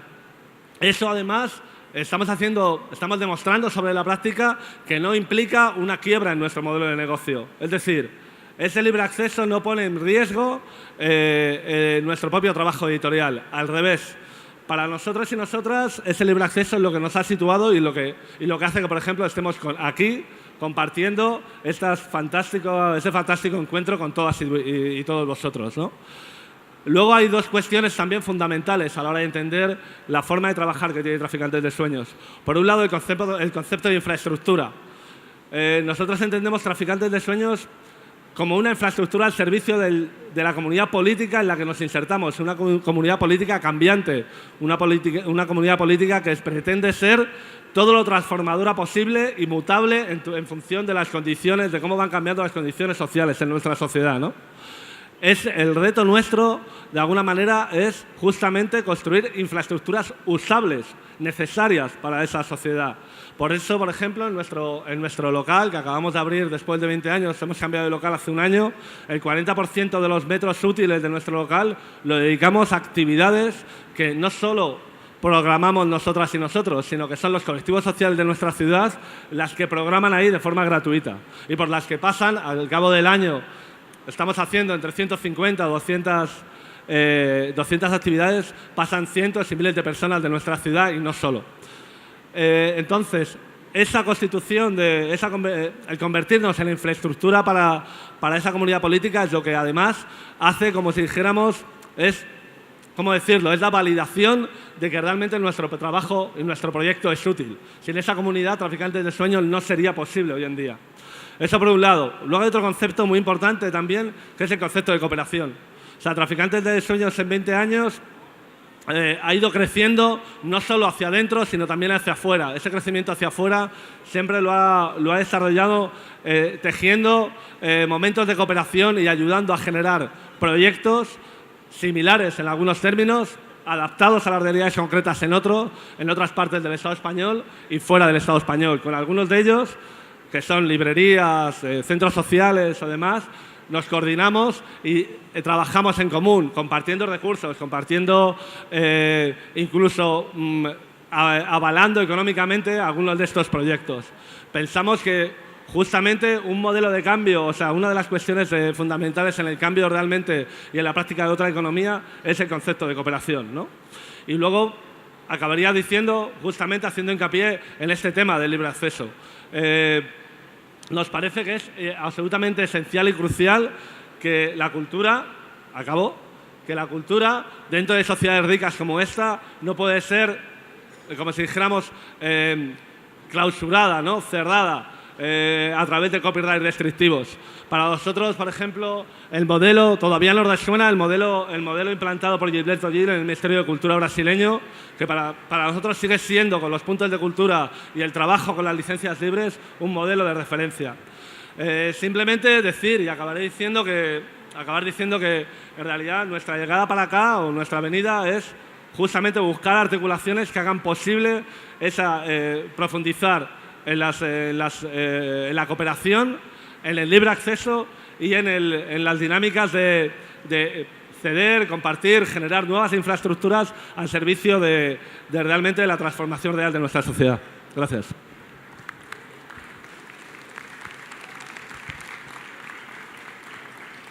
Obrigado, Davi. Pessoal, a última intervenção é uma intervenção de tentativa de reflexão e síntese também.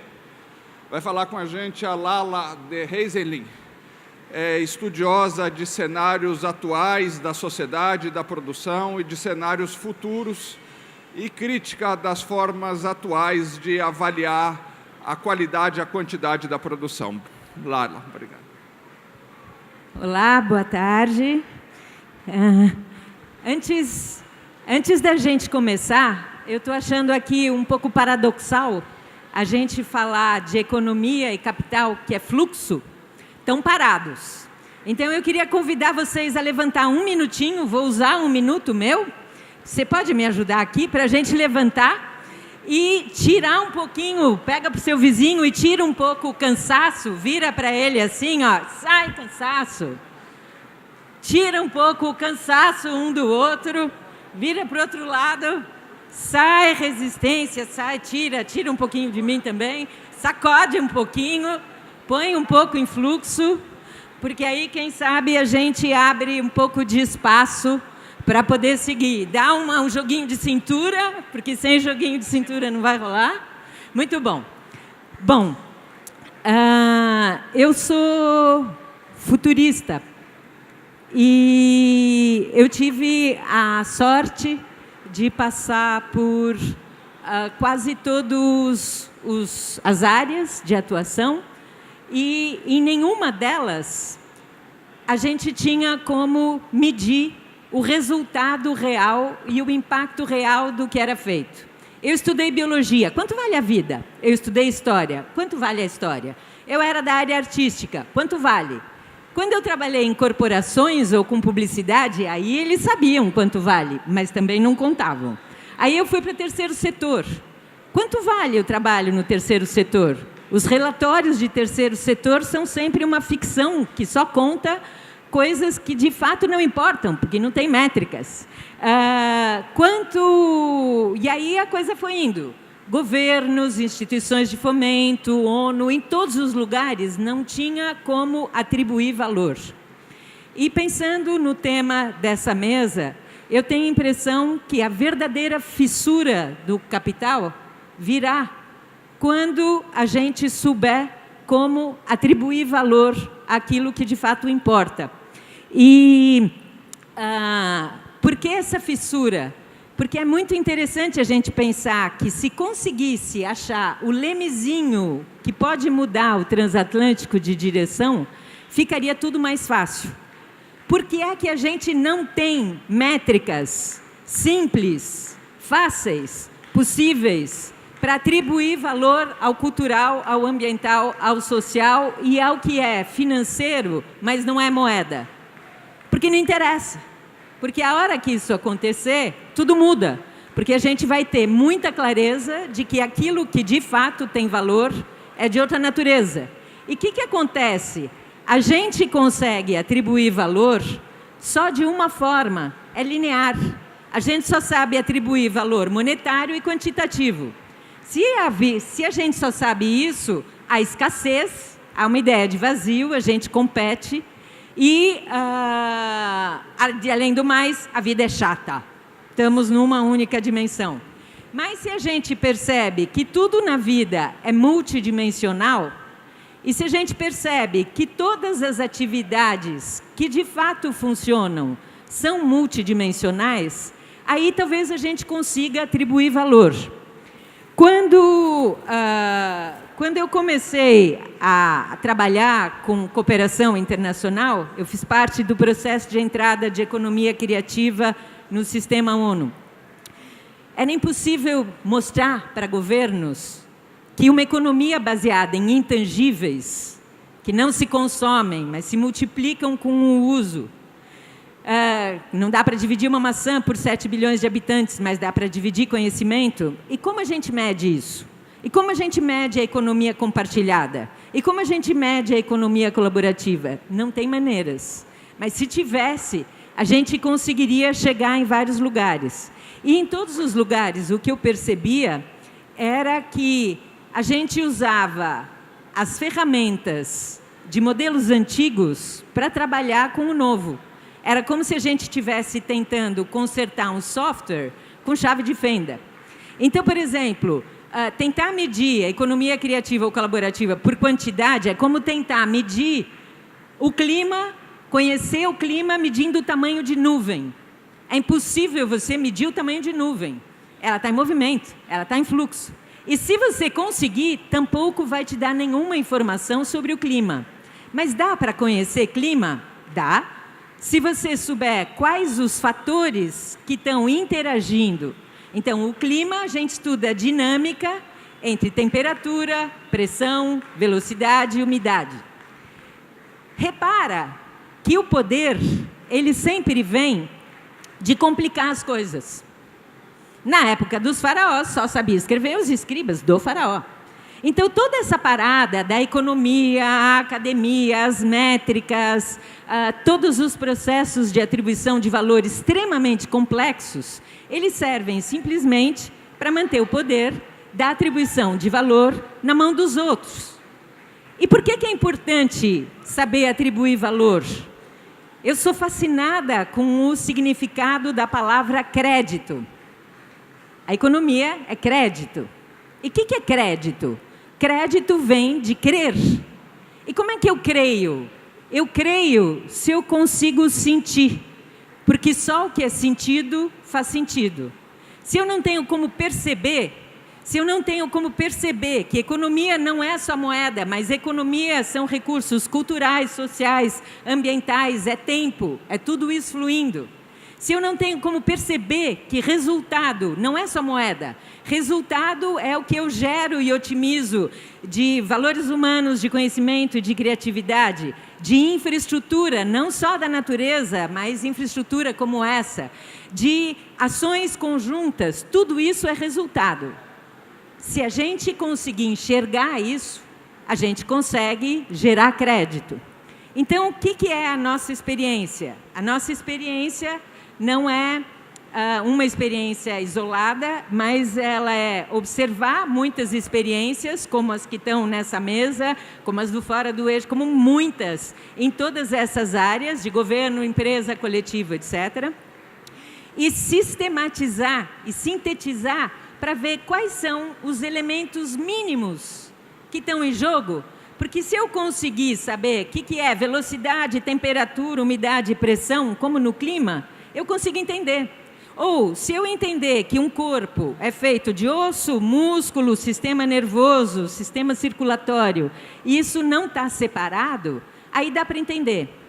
Então, a gente criou, observando as coisas, a gente não inventa, a gente sistematiza. Eu brinco que eu sou sintetista e comista. A gente desenvolve ferramentas. Então, o que é uma ferramenta? Primeira coisa, eu vou propor para vocês imaginarem que a gente tem aqui no chão, bem rápido, uma matriz como um X, e cada X desse é uma dimensão.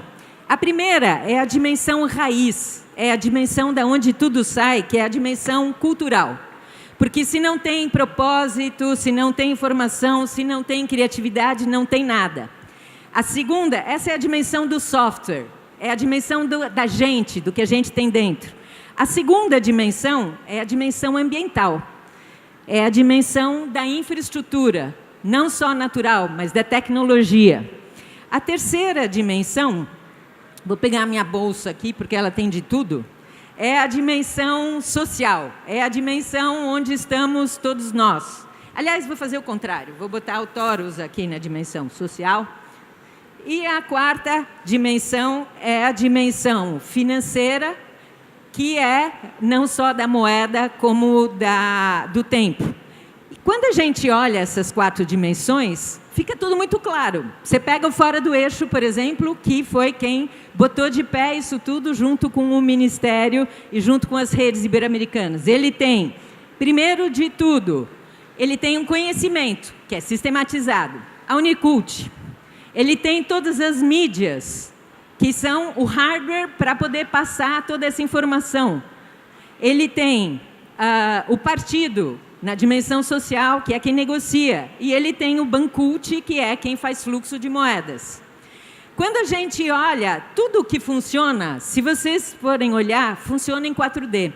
E quando a gente entende isso, dá super fácil para atribuir valor. A outra coisa que é super importante saber, além de qual é a mínima parte que dá valor, é que as coisas só têm sentido no fluxo. Não existe recurso, só é recurso se ele flui. Porque recurso parado não ativa nada, não se transforma em resultado. Então, vamos imaginar o que a gente vê com esse 4D. Vamos imaginar que eu tenho uma grana. Bom, uma grana de algum dinheiro para alguém viver por mês. Esse dinheiro a pessoa pode ganhar por mês e aí, se ele gastar, acabou. Mas, se esse dinheiro se transforma, por exemplo, numa bolsa, dimensão cultural, de estudo, para alguém que tem uma tecnologia de manejo de mananciais. Aquilo, o dinheiro, faz com que essa pessoa consiga sistematizar a sua informação, e a informação não é mais dela, a informação pode ser dos 7 bi de pessoas. Aquele dinheiro que dava para um, exponencializou no fluxo da dimensão financeira para a cultural. Essa informação permite que a gente cuide de mananciais. E aí vocês imaginam todo tipo de riqueza 4D que isso gera. Você tem rios limpos, você tem populações, etc. Houve mais um processo exponencial quando teve o fluxo da informação para cá. Às vezes não tem fluxo. É a academia. A academia está empoçada de informação que acaba não vindo para cá. Olha o tesouro parado. Aí, o que acontece? O meu dinheiro virou uma bolsa, essa bolsa virou um conhecimento, esse conhecimento aplicado no território virou rios limpos, e isso pôde se transformar na dimensão social em política pública. E quando vira política pública, isso beneficia um número maior ainda de pessoas, ganha exponencialidade e isso vai reverter em resultados não apenas monetários também, claro, mas em mais resultados sociais, culturais, ambientais e financeiros. Então, O que é que a gente faz? A gente trabalha com uma combinação de 5 coisas. Uma é a visão de futuro, porque o futuro existe se ele é criado.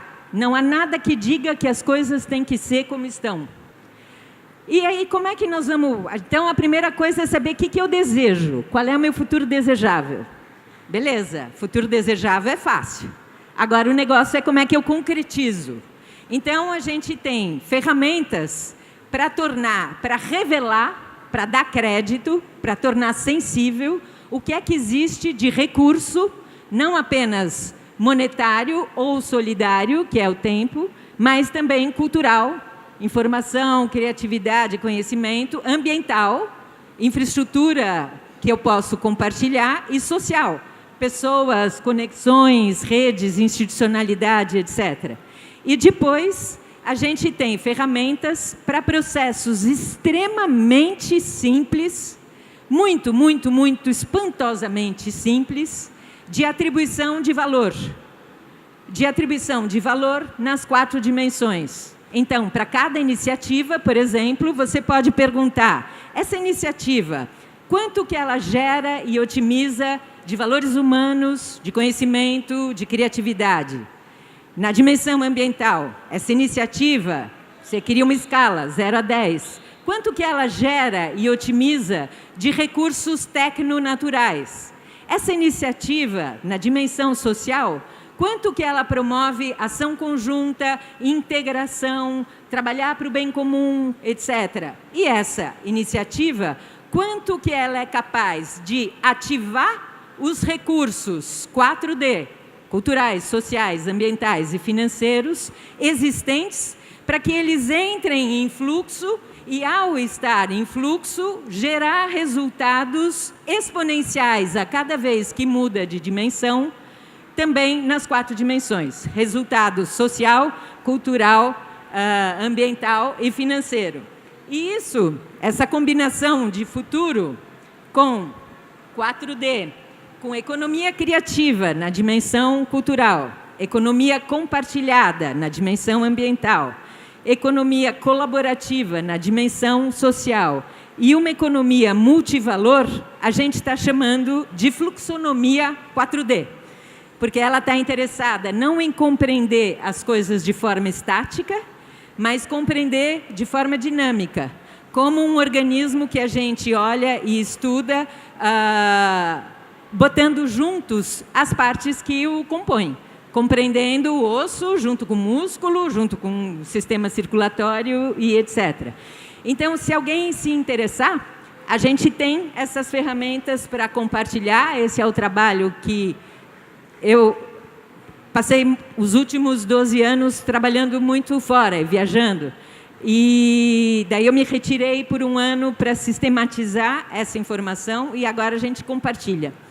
Então, ela vai, a partir do ano que vem, estar cada vez mais ofertada como uma caixa de ferramentas mesmo, para que cada um possa aplicar a sua iniciativa, tanto para perceber recurso, quanto para atribuir valor, porque aí a gente consegue viver do que gosta, como gosta e para o bem comum. Muito obrigada. Muito obrigado também, Lala. Pessoal, professor Paul Singer e Oscar pediram licença para sair, tinham um avião já reservado.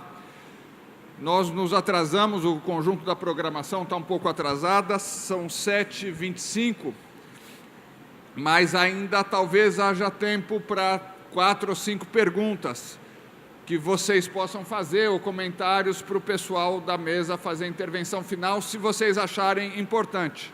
Tem alguém querendo fazer pergunta para os... Sim.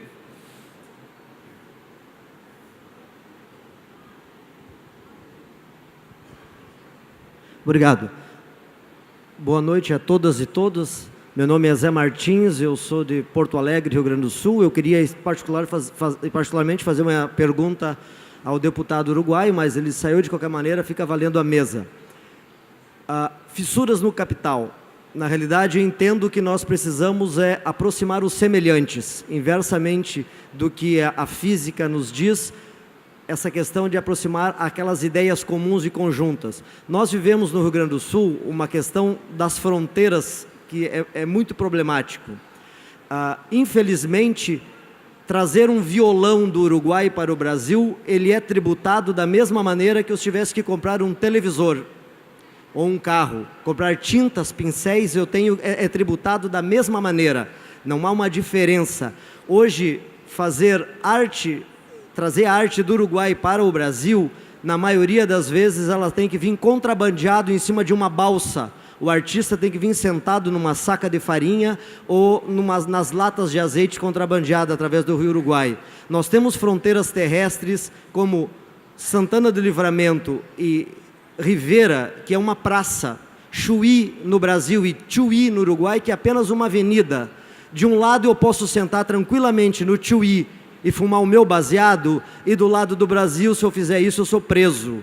Nós temos uma diferença muito grande num lugar muito restrito, que a gente possa ter as fronteiras como uma forma de aproximação e não como uma forma de separação.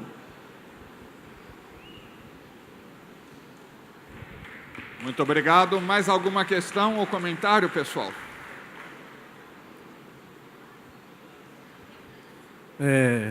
Boa noite já.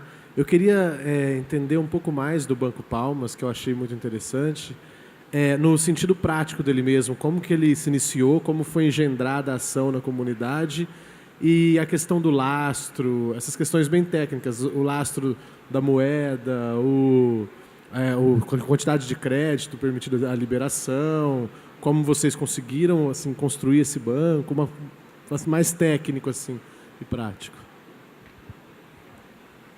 Eu também, para complementar a pergunta do Banco Palmas, a história que contou fez-me lembrar da caída do sistema de caixas e de bancos cooperativos na Espanha que aconteceu esses anos passados, porque todo esse sistema cooperativo, social, foi cooptado pelo poder político para financiar obras que não faziam sentido nenhum e que o que vinha apoiar era o sistema partidário eleitoral na Espanha. Eu queria saber como vocês vão se proteger dessa ameaça que os bancos cooperativos, esse sistema tão interessante, virar uma ferramenta do poder político com uso muito errado. Obrigado. Mais alguém?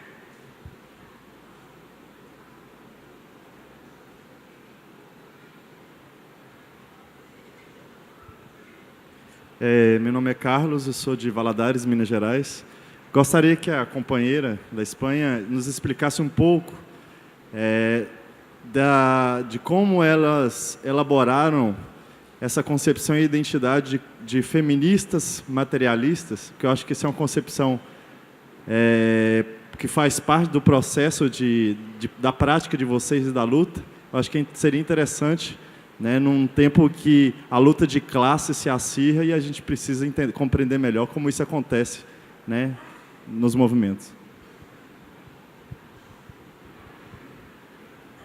Mais alguma pergunta, pessoal? Não? Então, nós vamos passar para as respostas e para as considerações finais do pessoal da mesa. Em primeiro, acho que eu passaria para a Sofía. Bueno, muchas gracias. Quiero aprovechar que antes con la prisa no he agradecido la invitación tampoco a Emergencias y al Ministerio de Cultura, por supuesto, el esfuerzo hecho también para traer a gente que venimos de tan lejos y también la seducción que han hecho para que muchos de vosotros y vosotras hayáis venido hasta acá, o sea que ahí queda también el reconocimiento. Y gracias por la pregunta. Realmente nosotros, o sea, nosotras no estamos en esa lucha concreta, sino que Copylove intenta recoger un poco unas formas de entender el trabajo cooperativo y un poco las formas de entender cómo comunidades que tienen como objetivo ser sostenibles produciendo bienes para toda la comunidad ponen sobre la mesa la necesidad de poner la vida en el centro como una de las primeras premisas. Entonces, intentando conectar esto con el pensamiento económico y con el pensamiento feminista, lo traducimos así, ¿no? El copylove nace como una traducción de compartir como acto de amar, ¿no? Y de ahí que quisiéramos darle también una vertiente, una mirada no solamente a la tradición feminista, sino también a en qué condiciones tenemos ahora mismo de existencia, ¿no? Materiales. Y ver que muchos de estos proyectos y de estas comunidades, de estos colectivos, se encontraban en la diatriba de no ser sostenibles o de cómo hacer sostenibles sus comunidades, ¿no?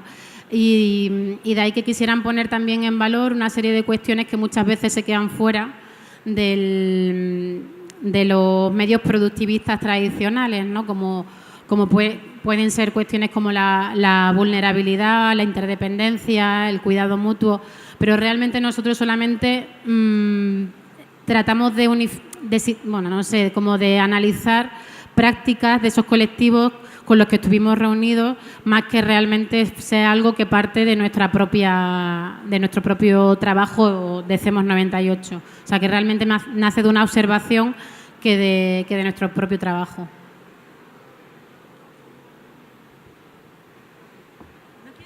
Essas considerações da mãe Isabel.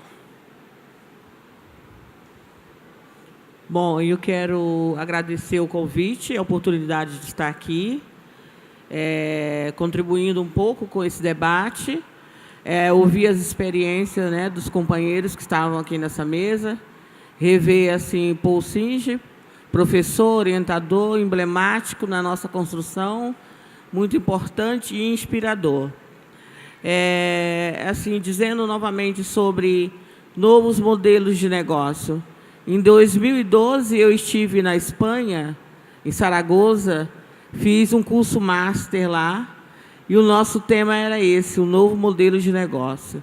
Novo modelo de negócio que está se construindo, e que a gente lida isso dentro das comunidades tradicionais, comunidades de terreiro, e os grupos culturais, que, de uma certa maneira, eles já faziam isso, o que a gente está denominando hoje, dando nomes como de economia solidária. Os escravos nos ensinou, as mães de terreiro, as veredoras ganhadeiras em Salvador com a acarajé, nos ensinaram a trabalhar coletivamente e de uma forma solidária. Como a Laila falou, nem sempre é possível a gente mensurar os resultados. Acho que a caminhada ainda é bem longa nesse sentido. Só que depois de alguns anos nessa caminhada, a gente consegue perceber sutis diferenças. E para a gente, essa sutis diferença é muito importante, é um ganho muito grande. Obrigada. As respostas e as considerações do Joaquim Melo, do Banco de Palmas. Eu vou tentar ser breve, pelo adiantado da hora. O Banco Palmas, o marco regulatório dele é um OCIP de microcrédito, que é um título que a gente pega no Ministério do Trabalho e no Ministério da Justiça. Ele tem uma série de serviços financeiros, crédito, seguro de vida, consórcio. Muito ele faz sozinho, muitas vezes pegando dinheiro dos bancos tradicionais, outra vez faz em parceria, como, por exemplo, a gente é correspondente da Caixa. Então, a gente desenvolve várias atividades em parceria com a Caixa. É longo, não teria como detalhar aqui, mas dando ganchos para a segunda pergunta, o grande diferencial disso é o controle social. Nós somos 110 bancos comunitários, mas cada qual tem a sua diretoria, tem um conselho gestor de 20 pessoas formado por líderes comunitários, e eles funcionam no seio da sociedade civil, ou seja, dentro de uma associação de moradores local ou de uma ONG local. Esse controle local, a gente consegue ser nacional, mas sem perder o local, o controle local, a participação e a propriedade do banco sempre é de cada comunidade. É isso que nos protege dessa tentação que você disse, que é um risco realmente do sistema querer cooptar ou pelo menos fazer com que a gente fuja de nossa missão. Eu colocaria sempre no controle da comunidade, na força da comunidade, na organização comunitária, essa proteção do nosso sistema de bancos comunitários. No mais, em nossa página, bancopalmas.org, tem outras explicações como é que a gente funciona, agradecer as experiências, dizer que nós somos irmãos em rede, e um Feliz Natal para todos nós.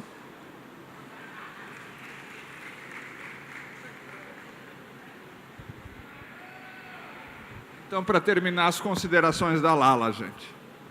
Muito bom. Eu vou responder a pergunta da questão do Uruguai e depois, para a gente acabar no fluxo, convidar vocês para a gente acabar em movimento. Eu vou cantar uma música inspirada aqui no Joaquim. Tem essa questão, por exemplo, da tributação, ela é um total nonsense, como a maioria das coisas do nosso arcabouço jurídico tributário. Então, o que a gente nota é que é urgente e necessário que a gente crie novas normas e procedimentos, porque mudou o jeito de fazer, mudou o jeito de pensar, mudou o jeito de produzir, mudou o jeito de tudo, mas as normas e os procedimentos permanecem os mesmos. Não será o poder quem vai desenhar estas novas normas. Seremos nós que praticamos essas novas normas e que a gente precisa sistematizar um corpo de conhecimento para poder oferecer, para que a prática possa estar condizente com a intenção, porque senão a gente fica sempre engessado. Por exemplo, com relações de confiança. Por que isso aqui existe? Porque foi feito a partir de relações de confiança. Por que o lá fora não funciona? Porque é a base de burocracia. Burocracia consome 70% do tempo, 70% dos recursos, 70% das equipes e 100% do tesão. É totalmente insustentável. Então, nós precisamos espalhar essas nossas práticas para as outras instituições, para que elas não morram tanto. Eu, como futurista, ai Jesus, o que eu vejo? Então, se a gente não espalhar os nossos saberes, vai ser uma coisa. E aí, queria convidar vocês para a gente celebrar esse fim de mais um dia. Querem ficar de pé também? E aí, queria oferecer uma música. Eu falo de futuro, mas a arte é imbatível. Então, eu, nos últimos tempos, tenho retomado ali a minha artista e feito umas músicas. E queria oferecer para vocês uma música. Se você acha que não dá, vou te contar, dá sim. Se pergunta por que não, e você vai ver que sim. Desejável mundo agora não é utopia, não. Vem, se joga, experimenta e você vai ver que é bom. Vem, vem, vem, tudo bem, tudo bem. Desejável mundo agora, por que não, por que não? Vem, vem, vem, veja além, veja além. Desejável mundo agora, por que não?